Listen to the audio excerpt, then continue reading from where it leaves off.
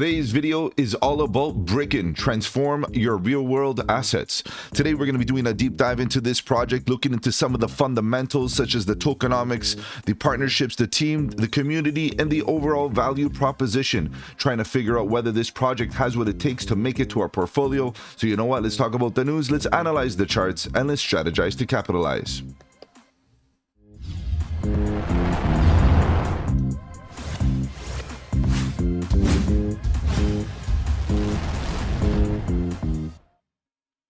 Welcome to the channel. My name is Mike, and let's get right into it, guys. If you're new to the channel, welcome on the channel. We talk about cryptocurrency, Bitcoin, Ethereum, and all the altcoins. Looking for opportunity, whether we go up or down, bearish or bullish, it doesn't matter. All we want to do is stay one step ahead of the market so that we can capitalize on any of the volatility. And if you appreciate the strategy, subscribe to the channel, click the bell so you don't miss out on any of my future videos, including the live streams at 8 PM EST, where we talk about crypto news and price action. Guys, the question is today, is BRICKKEN an opportunity?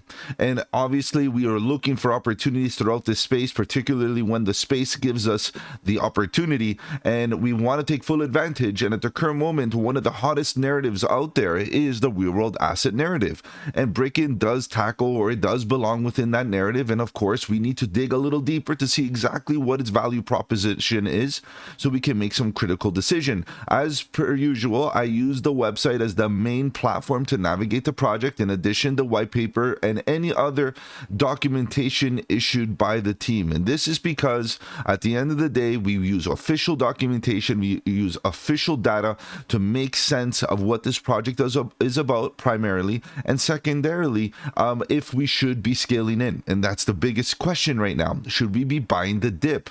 All right, guys, let's begin. Let's see what's going on here with this project. Let's scrape to this website here.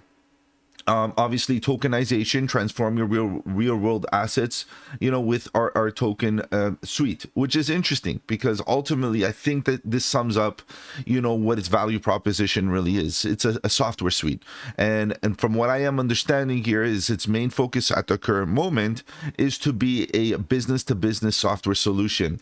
So attract new investors, raise funds, drive business growth, create, distribute, manage digital assets, and so on and so forth. Book a demo, you can get involved, and so on, so forth if you want to do that. Let's continue going down. We have BRICKKEN in numbers. We have some of the data, some of the stats, tokenized value, TTV, and so on. 14 various countries. Okay, so offering, you know, some of these some of their services are worldwide. Okay, it should be a global thing. I don't see why. Trusted by companies worldwide. Okay, trusted, what does that mean exactly? There's some sort of relationship involvement there. As you can see, there's a lot of good logos hanging around here. This is great. You feel free to do more research. Hacking, that's a very common one, and as I can see, there's a lot of relationships there. Our tokenization tracker, if you want to check out that, I'm sure it's an adapt that's going to allow you to track tokens, and business to business software solution that allows the businesses themselves to track their own digital assets, or their own tokenized digital assets. So simple steps for tokenization. So as I'm going through this, I'm starting to get an idea that literally it's like a launch pad. You know, the businesses are able to come on here and create their own tokens step by step, nice and simple. So create an account, create digital assets, and then raise funds based on those digital assets, right? So if you have a digital asset that you want to tokenize, essentially what you're doing, you're issuing shares or issuing tokens that represent aspects of that asset, you know, whether it be ownership or DAO structure or whatever the case is. At the end of the day, what you're doing is decentralizing aspects of that physical real world asset. That's from a business to business solution. That's obviously something that would be interesting given the fact that a lot of businesses still require a lot of tangible hands-on assets, brick and mortar type of assets, that ultimately maybe can be tokenized, and in addition to that can be decentralized from the tokenization. So BRICKKEN in the media, okay, more relationships, more exposure, more again, more eyes, more ears. This is good. Cointelegraph, Bloomberg, Yahoo, Market Watch. A lot of these are great ways of getting the word out and marketing and so on. So that's awesome. you know, getting a spot or paying for a spot on some of these publications are a great way to reach the end customer, or even to reach the community in general. So that's good.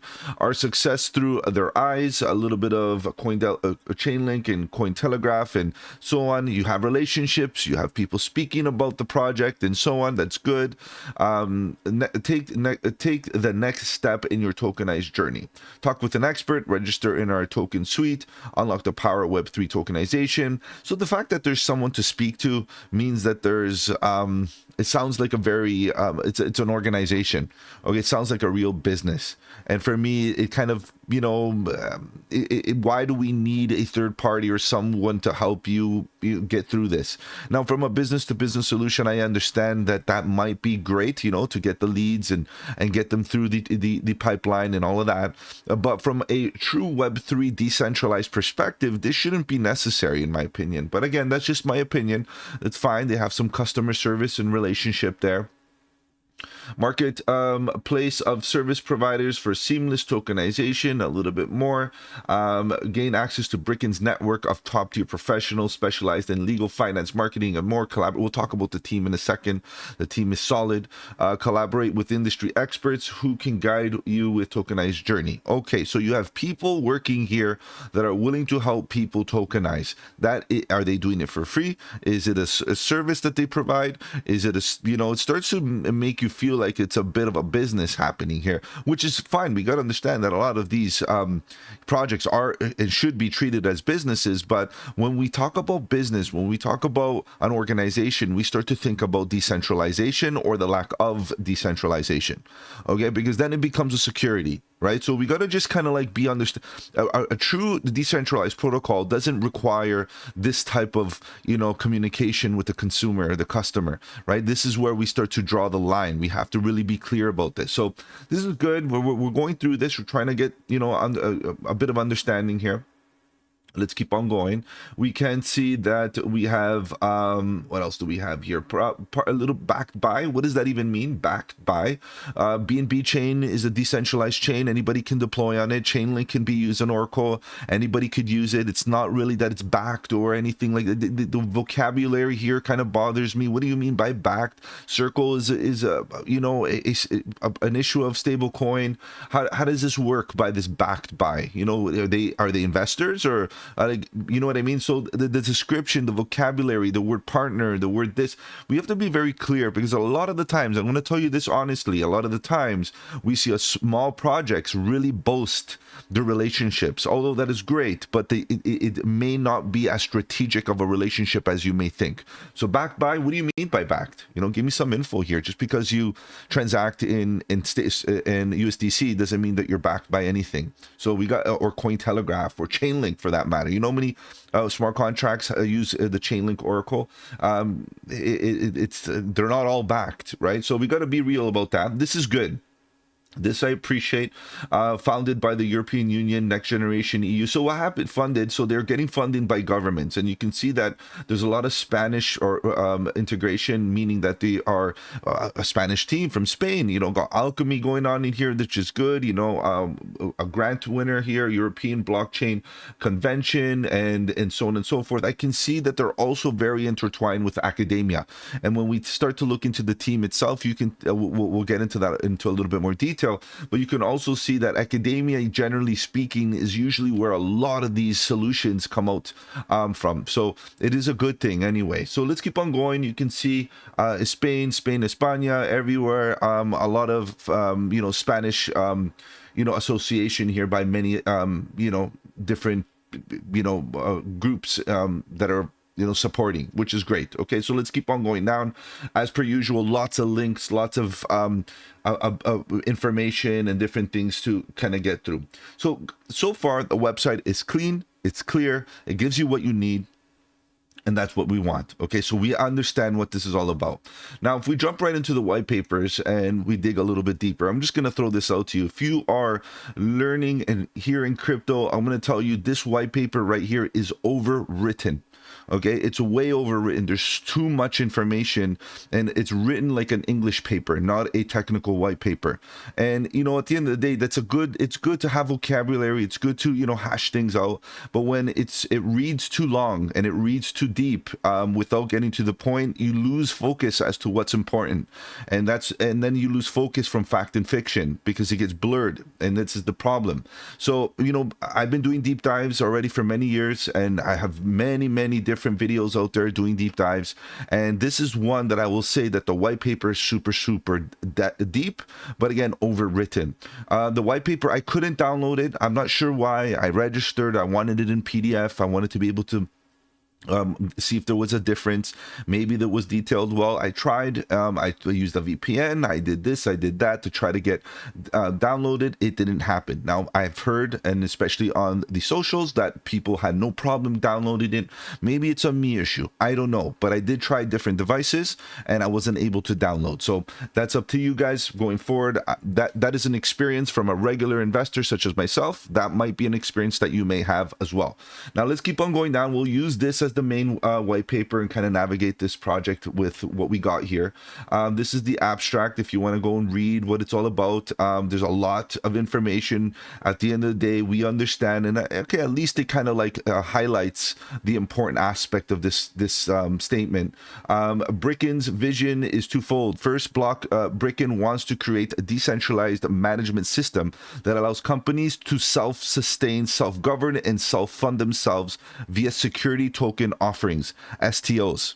Okay, this is it. That sentence is pretty much what we want to read, and we want to keep at the forefront of our mind when we're going through this. And the reason being is technically that's what it is. It's its main value proposition. Okay, it wants to be a platform, almost like a launch pad in a way, or an interface that allows businesses to go and tokenize their assets without a third party, without any involvement or anything like that. So, and issuing security, which is well, we have to understand what the STOs mean, security token offerings. And these right here are a big part of the language that they're going to be using going forward. Okay, so second, BRICKKEN aims to provide decentralized autonomous organizations, DAOs, with infrastructure necessary to operate. As I mentioned before, this allows businesses to decentralize their operation and their business in general. Okay, so this is good. Tokenizing the maybe the authority over the organization. That's a good way to think about it. Okay, the goal is for the business to be able to tokenize its assets, so it's physical, and run a native Web3 environment. BRICKKEN will be providing infrastructure to allow new economic dynamics to exist, business to business or business to DAO, DAO to business, and DAO to DAO solutions. Okay, this is what we basically, this paragraph is what we want to read here. Okay, which is amazing. This is what its main purpose or main focus is, and I appreciate that. So far, so good. Okay, so that's the abstract. As you can see, like there's a lot of stuff here talking about Bitcoin, this and that over the last 13 years. It reads like a chapter book. Okay, that's fine. It's just a lot. It's just a lot. And then we go on here, our values, autonomy, simplicity, compliance, and democracy. So this is where kind of like I want to read this a little bit further. BRICKKEN's DApp paves the way to open illiquid markets to the world, creating a solution to democratize fundraising and bridge the gap between legacy finance, retail investing, and decentralized cryptoverse, resulting in new investment opportunities. But it's the irony is this. The irony is that this project itself doesn't have democracy.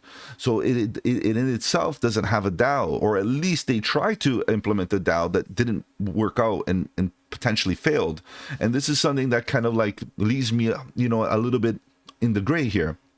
And there's a lot to be said here with regards to its own decentralized aspect, with regards to its organization, and in addition to that, to its tokenomics. So stay tuned, guys. We're going to continue doing this. We're going to dig a little bit deeper here, and I'm going to, you know, fully disclose that I did have a conversation with the CEO and the co-founder of the project. And it was an interesting conversation, but the conversation led to a little bit more ambiguity. And ambiguity, for me, equals risk. And when things don't align and there's ambiguity and the conversation ends in ambiguity, that means that there's a bit of an issue and there needs to be some combing through of some of the information and transparency. So we're going to talk about all of this, guys. You know, I talk about the good, the bad, and the ugly, and you'll be surprised as to what, you know, how I conclude about this project towards the end, guys. I'll give you my full conclusion and ultimately some TA to kind of go forward, see what we're going to be doing there with regards to price. All right, so let's continue going. Okay, let's just focus on the bold right now, because you can see there's a lot here. It was founded in 2020, so it's not brand new, but its market cap is small. And we know that the real world asset narrative has just been getting a massive surge lately, which is also important. Asset tokenization is the process of which any asset, tangible or intangible, is divided into smaller pieces that take form of tokens. Remember this, we can intangibly separate the authority over organization. And in addition to that, we can, you know, separate or basically tokenize individual little parts, real world physical assets as well. Each token represents a proportion of no part of the asset, offering the owner of the token corresponding rights provided by the issuer. So this is where we're at. We're tokenizing various aspects of business identities, right, whether they be physical or non-physical. This is interesting. Okay, their idea is there. Now, I'm not saying that it doesn't exist in other projects, but I'm just saying their focus is to make this easy, to make it a dApp, an application, which they do have, to make this process of launching their own tokenized issuance easy. Okay, this is what we want: seamless, frictionless, and the opportunity. So let's keep on going. The different tokens, you can see that there's a lot happening here, guys. Token utility, the different tokens. So you can issue tokens, but in different categories, right? So a token that can be exchanged for products and services. In most countries, host state regulation is applied. So for regulation, okay, KYC, we have a security token, we have the utility token, and we have the payment token, right? The security token, a security token is a digital representation of a traditional security, such as an ownership position of a company. Bonds, very typical, guys. This is very typical. So we're issuing securities in this case, right? And this is why they're seeking full compliance, right? They want to be fully compliant and regulated and so on and so forth. And then, of course, you go payment token, used as an alternative medium of exchange. We're very familiar with a currency type token. So they want to have this, they want to have this, and they want to have the utility token, a token that can be exchanged for products and services. Okay, so, and you can talk about regulation. So AML, securities legislation, binds from country where issuing securities is applied. So they want to be fully compliant with AML, anti-money laundering standards, and so on and so forth. KYC, imperative, not required here, but imperative here, currently not required, but foreseen to be changed. They want to have full transparency here. And of course, if they're going to issue securities, this is imperative, 100%. And you can see that's the case. Issuance from STO, which we talked about, ICO, ID, very typical, depends on Genesis, whether issued or a utility or a security token. Okay, this is good. These are the types of tokenizations that they're going to provide. Okay, the issuance. So a lot more information here, guys. So you can definitely go into this in more detail. I found it to be interesting, but not necessary. The purpose, the opportunity, we know what there really is. The problem, the average investor usually transfers his or her savings into intermediary assets. So what they want to allow is people to take full custody of the issuance of their own tokens, basically of their own business in general. So our innovation is not limited to robustness of blockchain technology, but also the underlying legal engineering which governs how the dApp performs. And you have to note that the individuals in the back end of this team have a legal background, which is also imperative. Okay, so this is important, right? We're going straight to the source to people that understand not only issuing of tokens, but shares from a legal perspective. And again, we'll talk about the team in a second. Innovation. Okay, we're talking about the blockchain innovation and all of that. That's great. And you can go through this again about that. The ecosystem, I would say that the ecosystem is young. I would say that the ecosystem has a lot of growth potential, but their application, their DApp is what's going to really make them move forward. So it connects the DApp's back end with the Rust compliant, completely on the blockchain through smart contracts. So it's their DApp that right now they're putting all their focus on. And I would understand that because their application, there's decentralized application to help businesses deploy tokens is where you're really focusing on at the current moment. So for me, that's good. Decentralized protocol of security, token issuance, and so on. Again, compliancy, regulation, security, smart contracts, and so on. The actual token, what is it used for, and so on and so forth. The BRICKKEN utility token will have two fundamental difference in differentiated stages: pre-issuance and public sale. So what we're slowly getting into here is the token itself, right? And you can see that it's way overwritten. There's too much language here. And for a white paper, it's great to have detail, but it needs to be a little bit less overwritten. It's not as difficult or it's not as complex as it seems. Okay, so let's just keep on going. Its ecosystem is there. I would say it's small but there, and very strong but small. So we are speculating on very much so a lot of growth in the future, and which is good. So we have to understand that's the case. And again, they want to give the BKN utility token a lot of use case. And if you read through this, you can see that it's fundamental. And it almost like the issuance on chain, bringing companies on chain is a big part of its value proposition, and allow them to issue structures, and DAOs issue structures as DAOs and issue tokens within the DAO structure. So this is it. Okay, so let's move on. Again, if you want to read through all this, that's great. The token suite, again, a lot of repetition, a lot of capitalization, table management.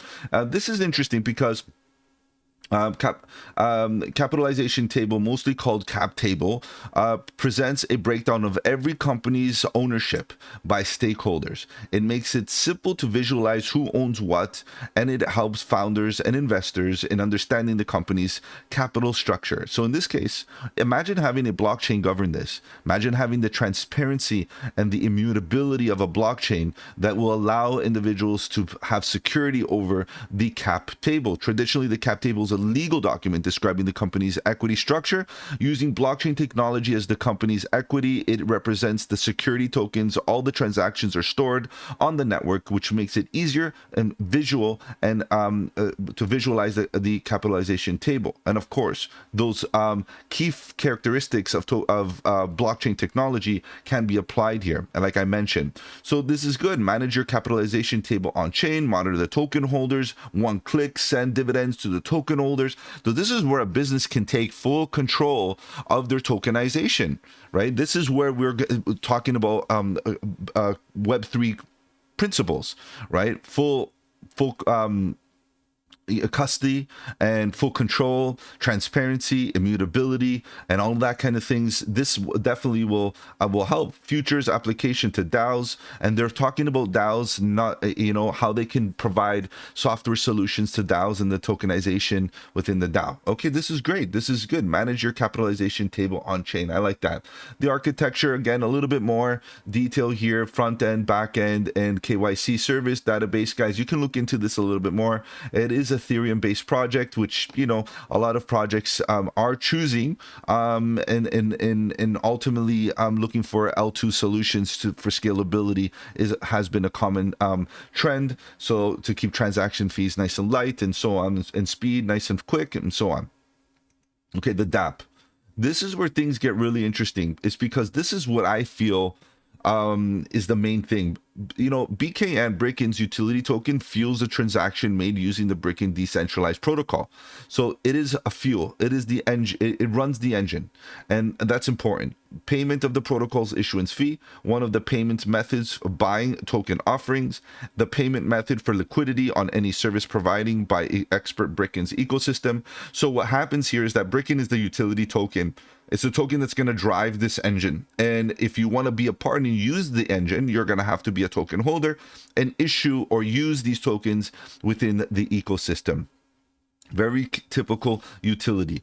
BRICKKEN's decentralized protocol creates on-chain ecosystem tokenization. Companies tokenize equity assets by. We talked about all of this, the vision and so on and so forth. Features for issuance. Again, a lot of informations, investors and so on, KYC management. This is quite interesting, governance features. So you're going to get a lot of control as an issuer. So basically being able to issue token offerings management. So white label token sales, dApps with easy features to launch, manage equity, security token offerings, and so many different things, so many different little features that you could use when issuing a token. So this is based on their application that they have, and to make it easy for businesses to deploy various tokens and offer those little key features that you may want throughout the process of deploying those tokens to or distributing those tokens across the market. Okay, so this is good. The token process, business to business, business to consumer. I'm curious about this transaction fees every time an investor is an STO, fiat gateway, every time it buys a cryptocurrency using the fiat gateway. The majority of the focus should be here, but again, there's going to be a business to consumer as an investor, and then there's going to be a business to business as the issuer. So of course, no matter what, there's going to be some sort of consumer. You just have to understand that the perspective changes, and of course, it's going to be used as a media of exchange for, and that's the fee that they're going to have to pay in order to basically hold or buy the tokens that are issued by the business to business platform. So this is good. Tokenization fee, success fee, experts fee. There's fees for everything, guys, and this is how it's going to earn some of its revenue stream, is through fees, and that's typical. Very, very typical. Tokenomics, we're going through this pretty good. The issuance will have an initial limit of 150 million tokens. Okay, this is where things get a little bit out of control as far as numbers go, because the math is not very clear. And it was very clearly described to me through this paper and the conversation that I had with the CEO and co-founder, that there is still ambiguity everywhere, even in behalf of himself, because the numbers don't match. And obviously we start looking for third-party aggregators for information like CoinGecko and CoinMarketCap. Guys, those are industry standard. But we also have to understand, and again, based on my experience, a lot of these projects suffer from the fact that CoinGecko and CoinMarketCap do not update their data accordingly. And not only that, a lot of them are the data that they provide sometimes is not correct.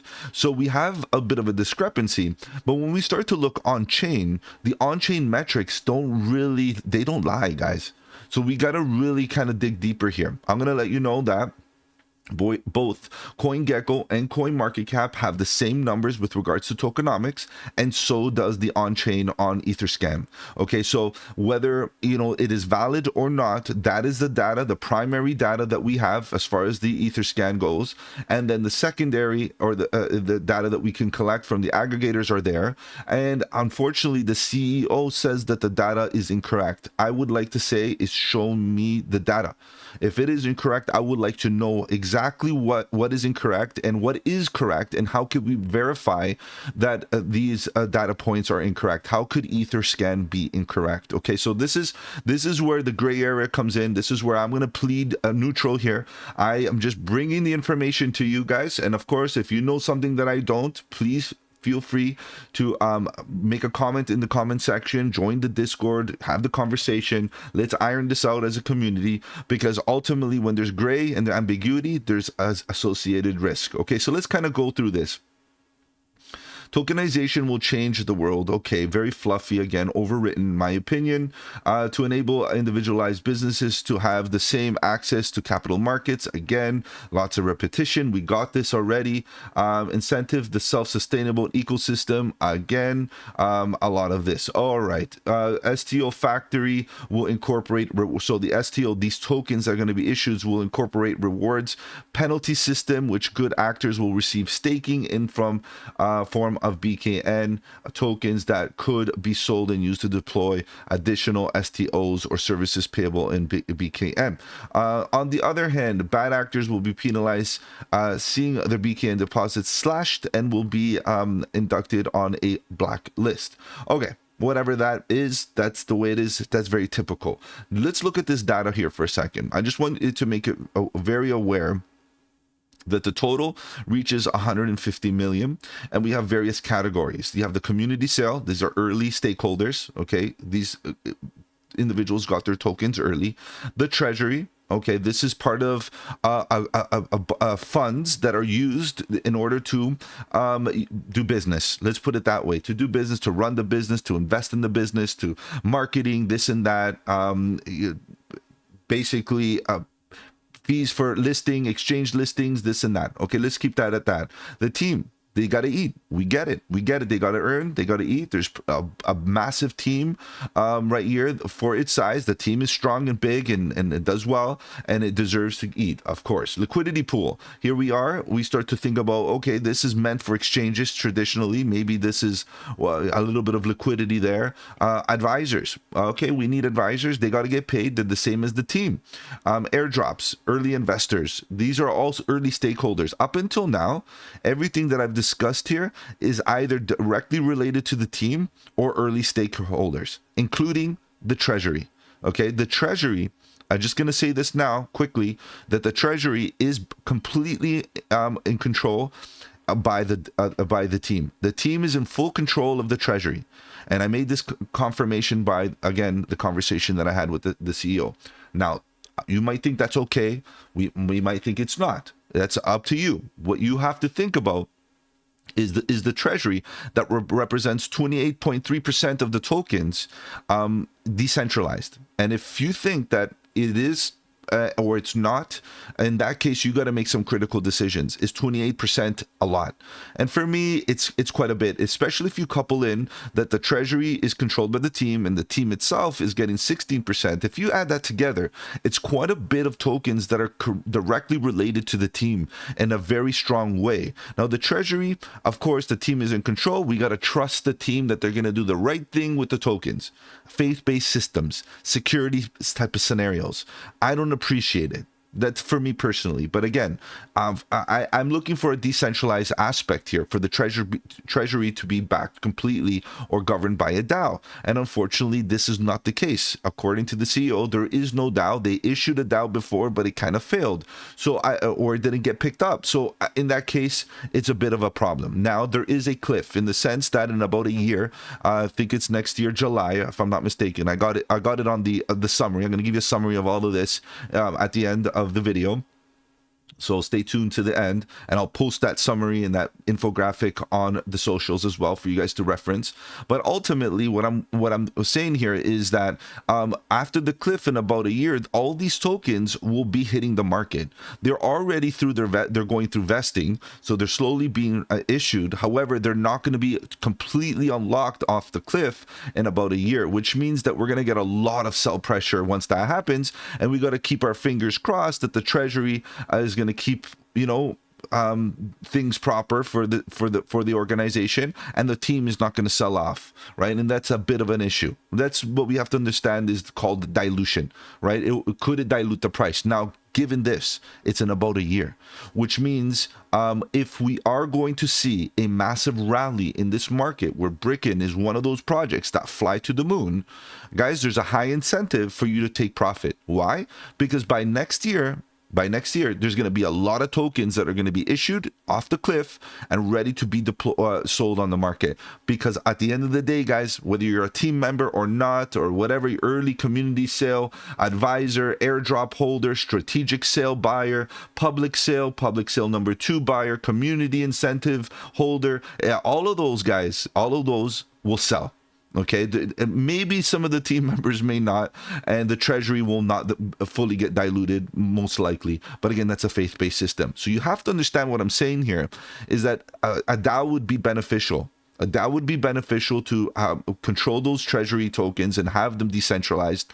And the team is it is what it is. And like I said, they need to get to eat. But the rest of this, guys, I would say right now, according to the token metrics that are in circulation, 50% of the tokens are in circulation. Okay, so we have a bit left still to get issued in this market. And again, I'm just going by the data that is presented to me. And again, I try to get more information from team members, but nothing was really clear. Nothing made sense. And we'll get into some of this in a little bit more once I look at the Etherscan. I'll show you the Etherscan. Now, this is the community, as you can see, community and all of this, all of that. You get all the different allocations, guys. You can see why things are, community round is massive. We got the treasury that is massive and big allocations that are controlled by the team and so on and so forth. Okay, so that's that, guys. You got to do your own decision making here. Community sale describes a lot about it. Community staking, what's this all about? And it talks a little bit about and again, the way they present the information is a little bit of a digging thing. The staking, strategic allocation, the calls, public sale number. It just describes all of this and the percentages, the vesting program by the team. But okay, so the vesting by the team, you can see the vesting schedule will be linear in time and will last 5 years and 10 months, starting with September 1st, 2021. 5 years is in 2026 and so on. So you can see in about a year, we're going to get these hitting the market off the cliff, as I said. But the treasury doesn't talk about it much other than BRICKKEN has allocated 28% of the initial supply as a war chest, which would be used to fund and so on. But again, it's directly in control of the team. The team makes the decisions on how this is going to be spent. Now, according to the CEO, there should be more tokens in circulation. And let's talk about that in a second. Let's see if we got that. And that's the advisors. Let's just quickly go to Etherscan. So Etherscan is obviously where we can go on chain and start seeing the actual tokenomics. And you can see that on-chain market cap and circulating supply market cap. If you do the quick math based on its price, you'll realize that 71 million tokens are currently in circulation. And if you go on CoinGecko, right here, CoinGecko, you can see that circulating supply is 71 million. So it adds up pretty accurately, and so does CoinMarketCap, 71 million. So again, if you go back to Etherscan and you start doing the quick math, it is on-chain market cap and so on, and you start, doing the dividing by 16 cents, you'll see that it's going to be 71 million in circulation, which is approximately, as you can see, the max supply is 143. In fact, the white paper says 150. I'm sure some of it maybe was burnt or lost or something like that in transition. Sometimes people, especially on the airdrops, some people don't claim them and they get lost and so on and so forth. Fine, that's possible, but this should be clear. This should be clear, very, very clearly defined in the white paper. And that's what a technical white paper should do, is make, especially when it comes to numbers and money and market cap and tokenomics, that there shouldn't be any ambiguity. And the rest of it being so overwritten, they should have been a little bit more focused on providing this transparency. Guys, this doesn't lie. Now, according to some of the information that was given to me, according to the Etherscan does not consider staking wallets. And I can see it here clearly.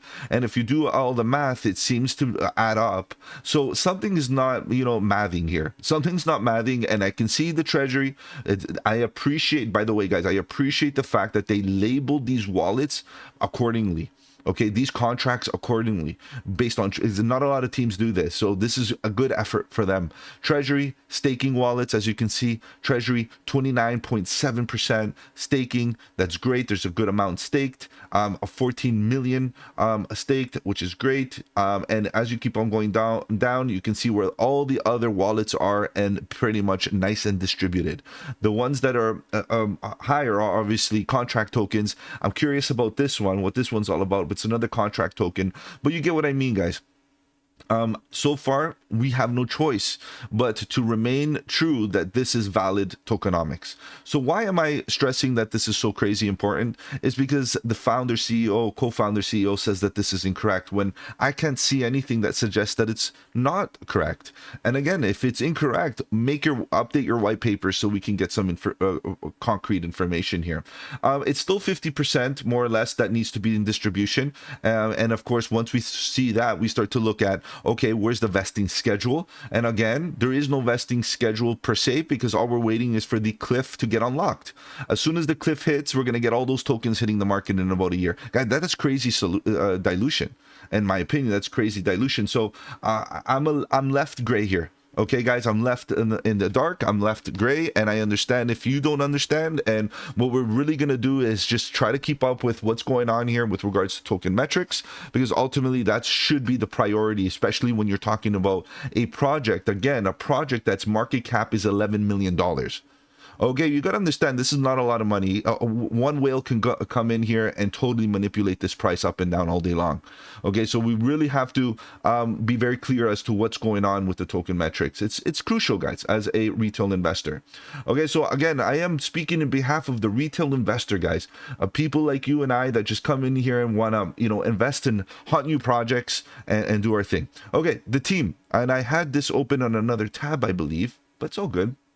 Okay, we got a lot of different cool references, which is nice. I have another tab open, and we'll talk about the team in a second. So we talked about that tokenomics as best as we could, and back to the DAO. This was I found this link, votebricken.com. The DAO is no longer valid. As you can see, it had 2 proposals, 29 votes, and it was done.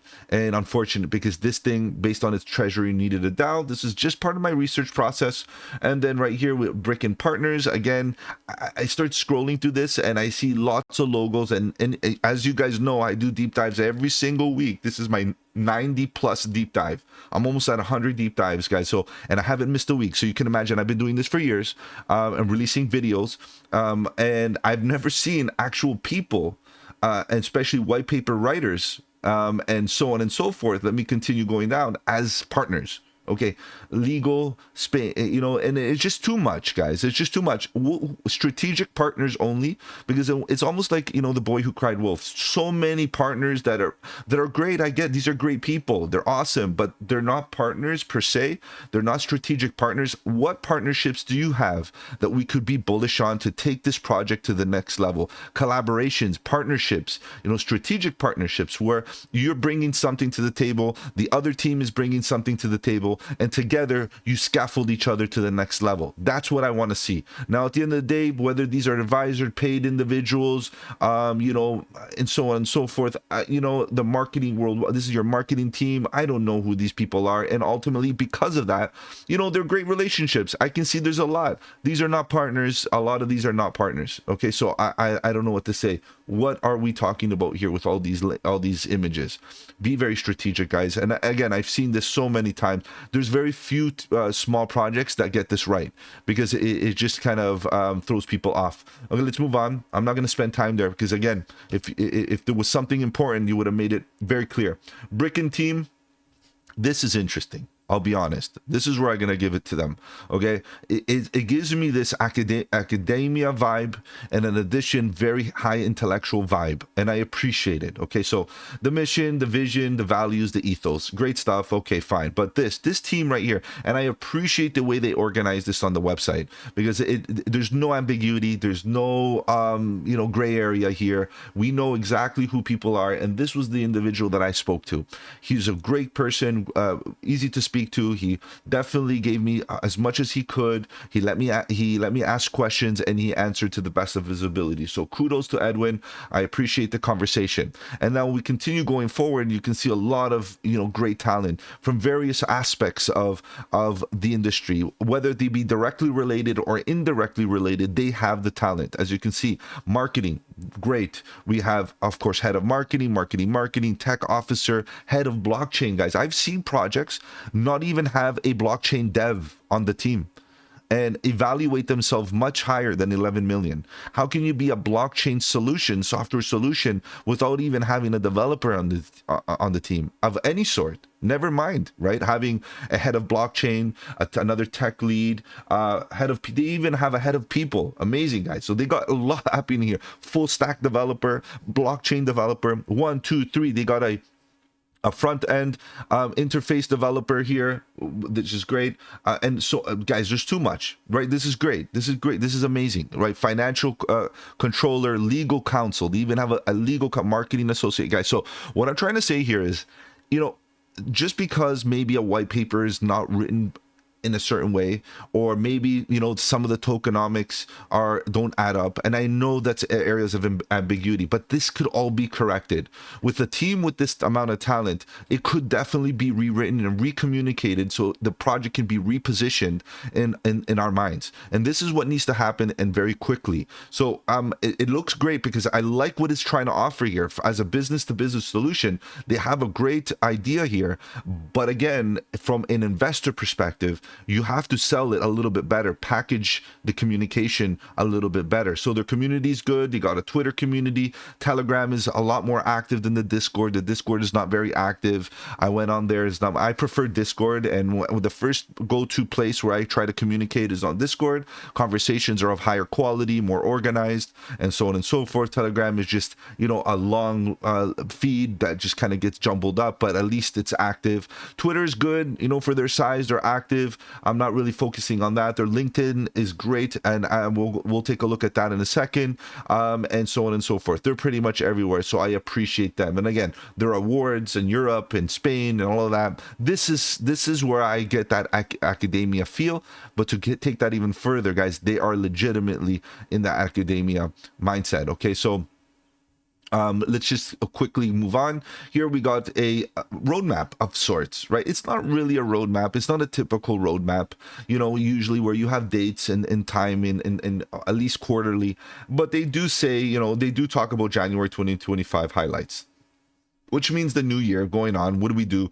What do we expect? What are we working on? Where are we putting our efforts? But I think a quarterly breakdown would be good, just for, especially now that we know that tech moves so quick and this industry is so quick moving, that ultimately we want to know where they're going, they're taking their next steps, right? And it just helps us understand if we're bullish now, bullish long term, should we get bullish right now ultimately, and where are we going with things? So a little bit more, but you know, I appreciate that this is here.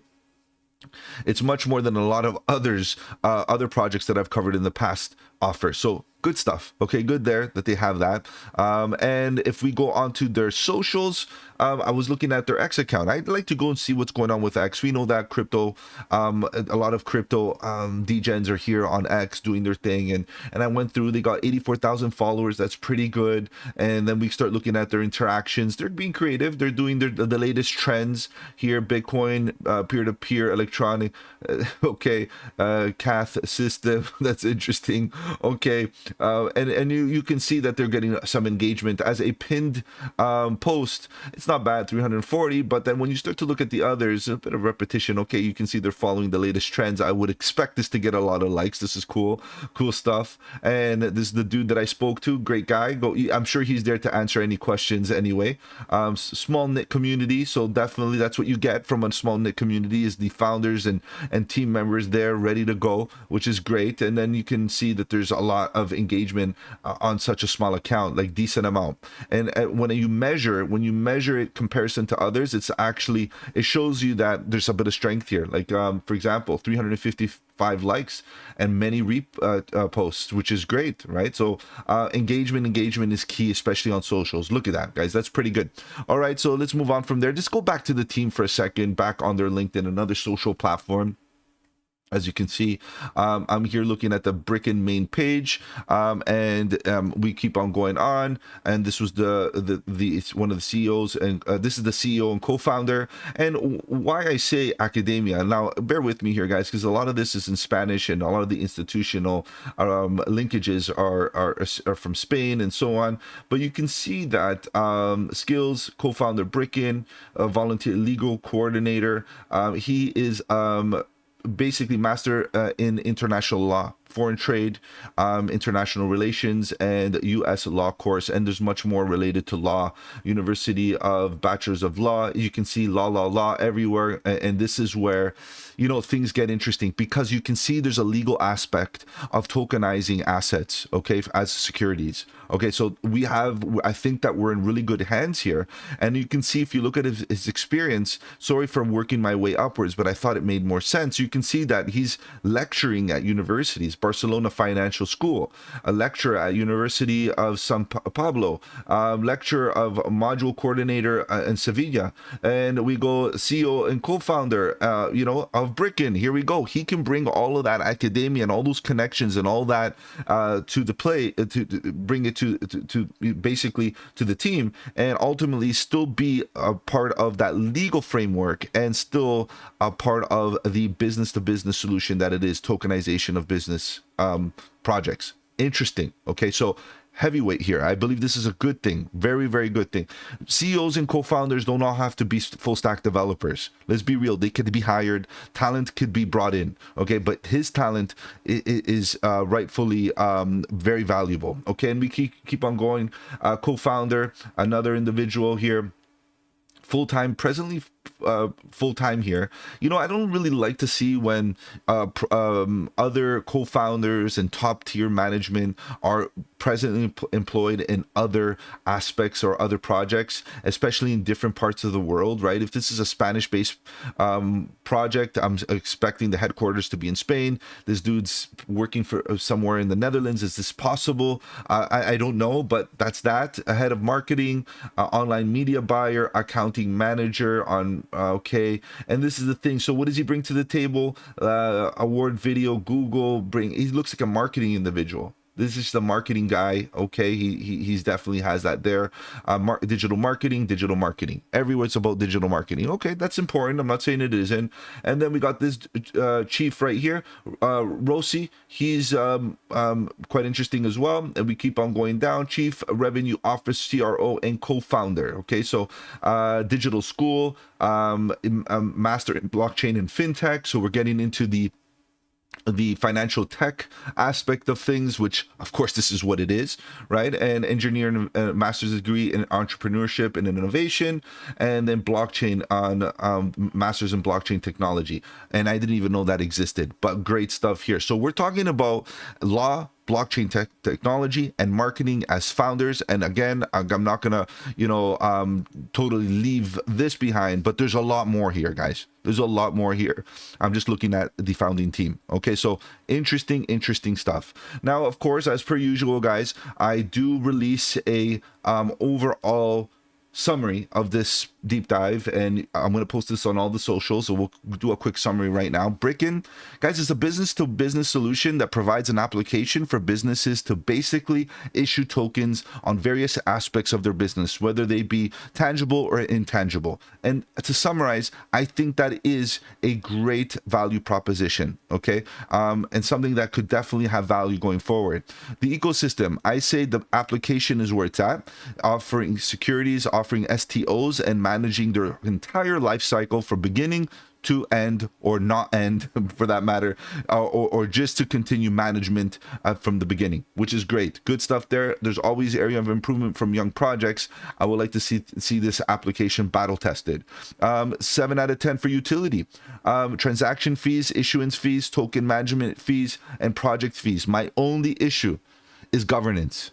And I mentioned this many times. Without governance, this token has very little, in my opinion, from a utility from a decentralized authority perspective, and it needs it desperately because too much, from the tokenomics perspective, too many tokens are allocated to the treasury without governance, and that's a problem for me. So take it as you will. The roadmap, strengthening multi-environment infrastructure, advancing smart contract capabilities, enhancing SaaS and branding infrastructure. This is all good. I would have liked to see a little bit more detail with regards to timing. I know that's a little bit tough from an engineering perspective. I get it. But ultimately, accountability as far as timing is good. A roadmap is not year per year. Maybe quarterly would be ideal to see where we're putting our efforts within the next little while, but at least they have a very long and detailed description of what their 2025 is going to be looking like. Okay, so I appreciate that. The team is good. It's amazing. However, large team, founders have strong presence in academia, lots of tech talent, financial tech, in marketing, a lot happening there. It's just a team that maybe needs a little bit more recognition, maybe from other sides of blockchain. This is the thing here, guys. I've seen teams that, come from the Ethereum Foundation. you know, or members that come from the Ethereum Foundation or come from different blockchains and experiences. And of course, I'm being picky here. It's a young team as far as experience goes, but there's lots there. So, you know, to be perfect is tough, right? But 9 out of 10, guys, this team is solid. I no doubt in my mind that I don't think they do have the capabilities to make this thing work. Okay, just keep that in mind. But no faith-based systems, guys, none whatsoever. Blockchain tech, Web3 should not be based on faith. Socials, great. X-followers, a bunch of them, 85K with good engagement per post. I appreciate that. Telegram is active and CEO is willing to answer questions. He was willing to have a great conversation with me. Respects to that. Discord is not as active and ideally would be, because Discord allows you to have better, higher quality, specialized conversations rather than just, you know, jumbling it up in one large feed that gets lost and lost and lost. Okay, so but socials are on point. Tokenomics, guys. You know, I'm gonna say it straight. Like, the reality is the majority of this rating is based on ambiguity. The rating is based on the uncertainty, the unknown, the uncharted territory. Unfortunately, that's the case. Now, it could be I could plead ignorance and say I just don't know, and the fact that I don't know, and I spent time trying to figure it out in conversation as well with founders and so on, you know, still, like, that wasn't able to get answered. I feel like this is a problem. So 45% locked to the team in the treasury, which, you know, we know there's a cliff coming around in about a year. We get it, and the rest of the tokens are locked up in something, you know, honestly, I wouldn't be able to tell you, and I don't think anybody could really do, you know, at this current moment. Like, it's apparently there's a much more token stake somewhere in some sort of wallet that I don't know where they are, and there's a bit of a discrepancy there, guys, with the numbers. Again, I'm glad to do an update in the future when I can get this resolved, when somebody can give me the proper mathematics here. But at this current moment, guys, because it's ambiguous, it's 3 out of 10 for me. Team is in full control of the treasury, you know, and team and treasury cliff is on July 25th in 2026, which means, guys, be prepared for supply to hit the market within a year. Be prepared, because if we get a nice rally up, there's going to be tons of people in profit with free liquidity to sell. Okay, not to say that that's a bad thing, because people take profit, guys. We're investors as well. People think it's not a bad thing. You just wait for the next bear market, because lately we've been feeling like we are in a bear market. Never mind.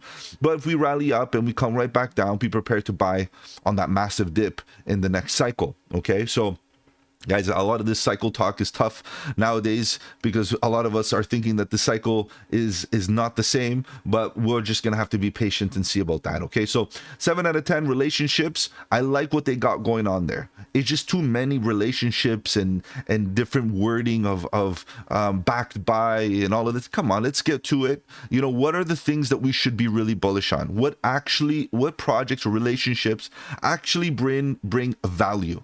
And that's hard, guys. It's very hard, because then I got to go do deep dives on each and individual, you know, different logo that they got going on there. So it's almost like, you know, too much, too good to be true. It's like almost like, you know, better not to have as many, or have them separated and segmented off in a very strategic way, where you can say, okay, although we have these relationships and they're great, the reality is that these are the core ideas. These are the core active strategic partnerships or relationships that we are working on to take a BRICKKEN to the next level. Dega, bridging gaming. That's interesting. You know, bridge gaming into the space. I'm wondering how that will turn out. I think that may be a bit of a speculative integration, but it could be a really good one. We have Fire. If I pronounced that or read that correctly, blockchain ecosystem focused on sustainability. That's interesting. HODL further its mission into tokenized space to help you know, develop that tokenization from their experience. So these are good. These are potential integrations here that could be great. Now, it could be missing some. It could be, but highlight the important ones. We'll highlight the ones that are actually good, so we don't get desensitized with all the logos. That goes against the research. Okay, so exchanges, you might say, guys, that this is bad. You know, 2 out of 10. I don't see it as bad. I see it as an opportunity. The glass is, you know, all pretty empty here. I get it, but it could be filled. And what happens is that as you get listing on exchanges, you improve liquidity, which is great. You get hype. You get lots of transactional volume. You get a lot of market participation with regards to, investing and trading, access to the token, which is great. So people trade exchange listings and wait for announcements in order to deploy capital strategically. But of course, they sell as well. They buy and sell, they trade. And that's the thing. So there's a lot of opportunity to see this token getting listed on all of the B tier, C tier, and of course going upwards, A tier, because we're not on Binance or on Coinbase yet. And there's, even Bybit would be great. These are good listings that could happen in the future that could cause a lot more trading volume and of course more purchasing. Getting more exposure to the asset class to the general public. That's what we're looking at. So this is potentially an opportunity. Now, if I zoom out and start looking at the ratings, even though the tokenomics were so ambiguous, guys, this is what I was saying about earlier. The rest of it is fairly decent. Right? If we can kind of like get some clarity here and obviously focus on a little bit on those relationships, this is nothing. In fact, might be an opportunity, if anything. Keep an eye on this. The next exchange listing, this thing could rocket up, right? So keep that in mind. Okay, so just note that the supply, again, according to all the metrics and the information that is provided, about 50% are in circulation. Plain and simple. Okay, fully diluted valuation 24 million, and currently the price is right around 17 cents depending on the minute that you look at, but that's that. Okay, so overall verdict, let's talk about what this really from a summary perspective. It is part of the real world asset narrative. It is a business to business solution, and it does offer a business to business software solutions that relate to decentralizing the organization and the assets itself that it holds. However, in itself, it does not have a DAO. I find that to be a little bit contradictive. Now, I don't know why the DAO didn't survive or didn't work out. Whatever the case is, it needs to, that those tokens need to be decentralized, the treasury. And that's, again, that's something that I would say would be a big bonus. There's a discrepancy with calculating the claims, supply claims. Again, like I already said, I'm not going to be elaborating on that any further. The CEO locked the tokens are not included in the supply, which makes the circuit supply less than it actually is, according to the CEO. So I'm not sure what to believe here and where to go. I want to see primary information, data that suggests this. Clarity on the tokenomics is needed. Okay, the white paper is overwritten, guys. It's too much. It's written like a journal, like a novel. It's got to be cleaned. It's got to be less vocabulary, less fluff, and get to it. White papers are straight to the point. Technical white papers are straight to the point. Even if you want to do an introduction or some sort of, that's fine, but the rest of it's got to be trimmed down and cleaned up. You can't read through that fluff and repetition like that. You're going to lose your audience very quickly, especially with technical individuals that are looking for information. Small cap market cap with lots of volatility. Prepare, guys. Okay, this is the thing. We're talking about $11 million market cap projects. You have to understand this market has taught us that the large caps, even large caps, have a lot of volatility, but the micro caps or small caps, guys, they're crazy volatile. From in a good standpoint and also from a bad standpoint. When the market is bad, the volatility is to the downside. When the market is good, the volatility is to the upside. Nobody complains when it goes to the upside, but everybody's down when it comes down. However, guys, we have to understand that the recoveries are equally as strong. So what we have to understand is, in my opinion, at this moment, have BRICKKEN on a watch list and DCA very slowly until we see this market recuperate. We'll talk about the market in a second, charts and so on and so forth in a few minutes. My overall verdict here is this. I'm being very easygoing here. At a 10x and as a small market cap, that's easy to achieve. At $11 million market cap, reaching at about 100 million, it's so easy. We could do a 10x, maybe even more. I say, why not hit about $2? It could happen if we get a proper season. No doubt in my mind. Okay, however, it would be a lot easier to digest some of this if the tokenomics were on point and clear. Okay, so fix that white paper so we can get going on that, and then ultimately we can be free of the ambiguity. Guys, let's talk about charts. I know you're here to talk about price action as well. So let's see what's going on with the BRICKKEN token. What's going on here? BRICKKEN at the end of the day is in a retracement like the rest of the market, you know, coming down to a bit of a lower level. It's not an issue, but ultimately it is a buy opportunity if you are fundamentally bullish. Let's take a look at this in a little bit more detail. So what I want to focus on is the fact is that generally speaking, as a market, I'm going to give you a quick market breakdown here with keeping in mind BRICKKEN. So I'm going to leave the chart here, but if you've been here in this space for the last couple of months, you've noticed that the total market cap is under a fire right now. It is suffering, right? We're falling below that $3 trillion mark in a downtrend. The good news is that it's likely to gain some support soon. Now, again, nobody knows where the bottoms are. Nobody knows when we're going to recover. Nobody knows exactly how the altcoin market is going to recover and translate into an altcoin season. Nobody knows. Nobody has that ability to tell you that. But what I can tell you is this, is that ultimately, if you look at the BRICKKEN chart and you look at many other altcoins, even including Ethereum, Bitcoin, and this, a lot of these projects are in a big retracement. And the lower cap altcoins, in fact, a lot of them are hitting bear market bottoms.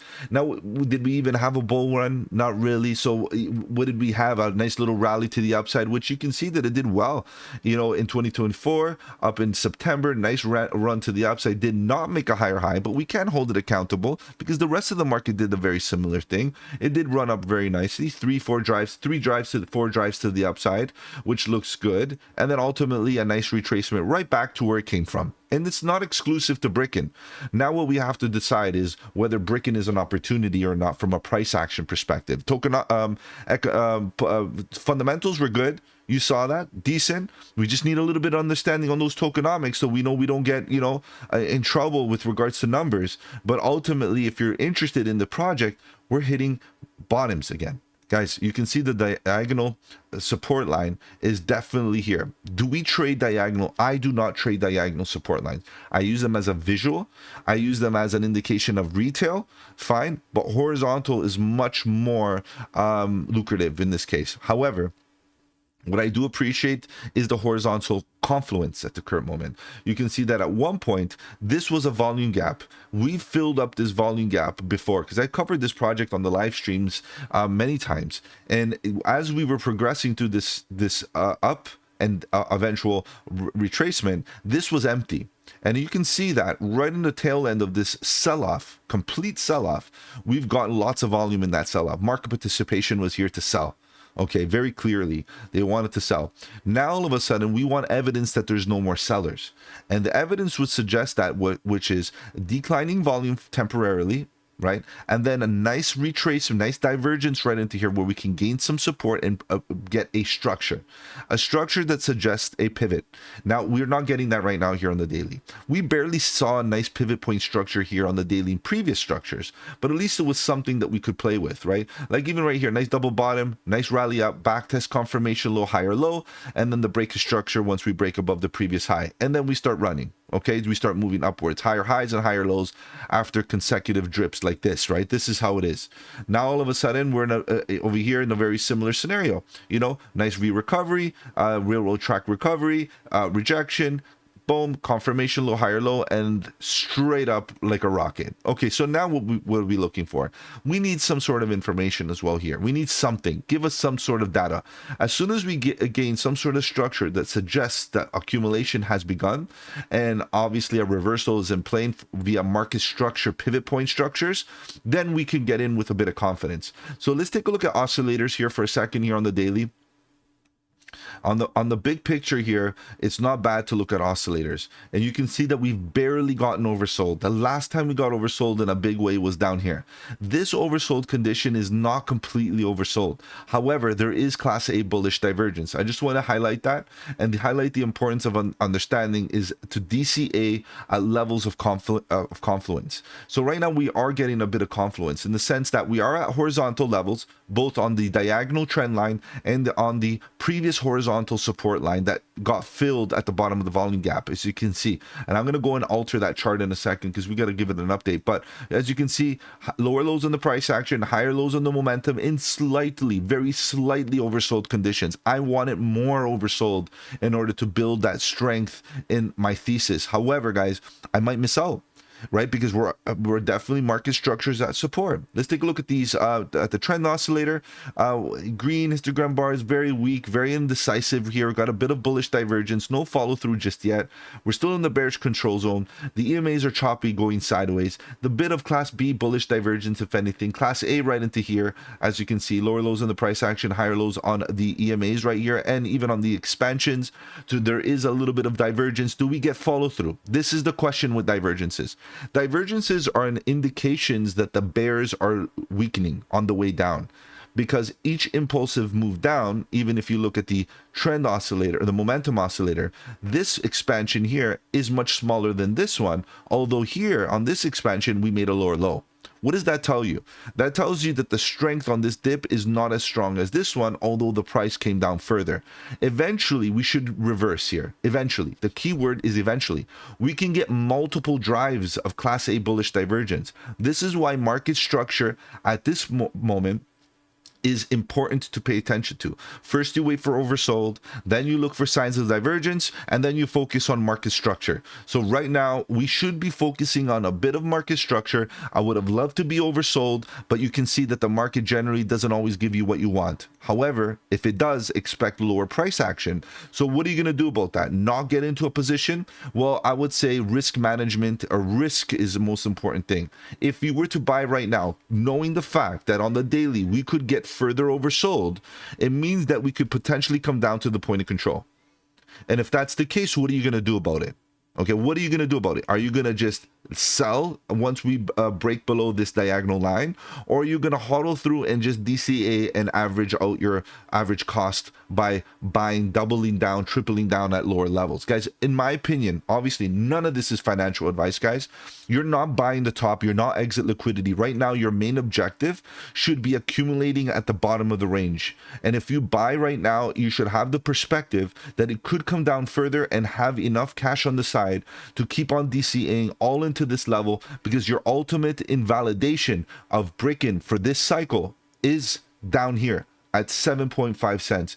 If we break below there, this project is done for now, and we would have to reevaluate what happens at these lower levels. However, we have this bottom, hunt liquidity. Down here, we have this bottom, hunt liquidity. It could happen. You know how many stop losses are here? You know how many stop losses are here? Market makers might as well come down there as a magnet, as a self-fulfilling prophecy, and come down to those levels, hunt that liquidity, and then reverse once it's done playing games. And this is where you can get multiple drives of Class A bullish divergence in some sort of descending falling wedge. Okay, this is where we're at right now. So what I would do is this. In the meantime, as it's falling, if you like the project, DCA, do a 30-30-40. 30% right now, right there, right? And I do this all the time, especially when we're on a downtrend like this on the macro, on the daily, guys. This is a daily time frame. I would deploy a little bit right into here and see what happens. And then the last deployment, the last shot that I'm willing to do just for follow through, is to see what kind of reaction we get down here, and done. Below this, I'm not buying anymore. If it falls, it falls. We stop ourselves out if that's what you want to do.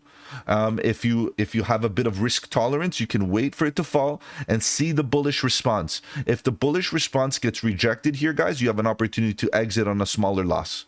That's the way to do it. Your average cost might be right into here. You take this little loss and you call it a day, because it's likely to come down for a lower low, and who knows how low it's going to go. Obviously, it's not going to get into the negatives, but you get what I mean. But what about if it does come down, sweep these lows, finally get all these people wrecked, everybody's wrecked, come back for the V recovery, rounded bottom, back test in spring. And that's what I would like to see if this were to happen. In the meantime, this doesn't even have to happen. What we could do is literally bounce right here. We could come down here, bounce right into here on this bottom. It's possible. And we could bounce, obviously, on the absolute bottom, which is right here, and finally reverse to the upside. This is why I'm saying, because there's possibilities on the way down, just DCA. Now, when do you get in with more conviction? Give me the structure. Give me the structure and I will deploy with more aggression. So, for example, let's use where we are right now as the opportunity. Let's say that we hold right here, and we get a nice bounce. And let's say we get a rejection right here at the top of the volume gap that it was once a volume gap. I'm going to fix that in a second. And then we come back down for some support. That's a higher low. Then all of a sudden we come up, we break this high for a higher high. Guys, we've not only got support here, but we got a change of character right here. Here, deploy. We already done.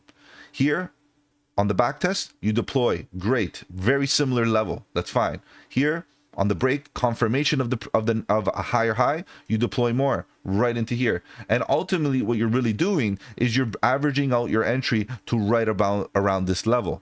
Now, if we get a proper reversal, as we have done all into this area, what you're really doing is betting on the fact that we start moving from here to, let's say, modestly speaking, right here.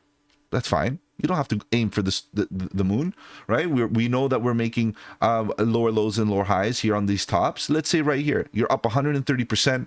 You take your initial investment off the table. You let the rest run to the upside for the bull run, if that's the case. And with your initial investment, you rotate it on a dip, or you rotate it into another project that potentially has some good fundamentals as well that you're willing to allocate a bit of capital. That's the way you handle your risk. Your risk management is key here, guys. It's super, super important, especially when you're talking about an $11 million market cap project. It's very, very small. So DCAing, waiting for structure, which is what I explained here. Any type of structure. It doesn't have to be this one, right? It can be any structure, in inverse head and shoulders, cup and handles, Adam and Eves, double bottoms, whatever. As long as those structures can tell you the story about what supply and demand is doing, structures are fine. Those little charts and setups that a lot of people use is totally fine, but you have to study what those little setups mean from a supply and demand perspective. Okay, so this is where we're at, guys. You know, it's not bad. A lot of these projects are in this retracement in a very similar phase as BRICKKEN. There's lots of emotion out there about the micro caps, small caps, altcoins, and we have to take speculative bets on a lot of the projects, but at least fundamentals are important. And at least when you're fundamentally bullish, you're not just buying based on price, you're buying on future speculation, because the fundamentals have what it takes to make it for a multi-cycle, or even from this cycle upwards. All right, guys, so that's that, guys. If I've offered you any value in this video, do the channel a massive favor, slap the like button. It does really help out with the algorithm. If you want to follow me on the socials, the links are in the description. Better yet, guys, join the Discord. The Discord is where it's at. Lots of good alpha, trade setups, fundamentals, and learning material. The best part is it's absolutely free. Guys, are going to be live tonight at 8 p.m. EST talking about crypto news and price action, so feel free to join. And of course, I'll be taking requests. So all that. See you guys. Take care. Have a good one. And don't forget, buy the dip.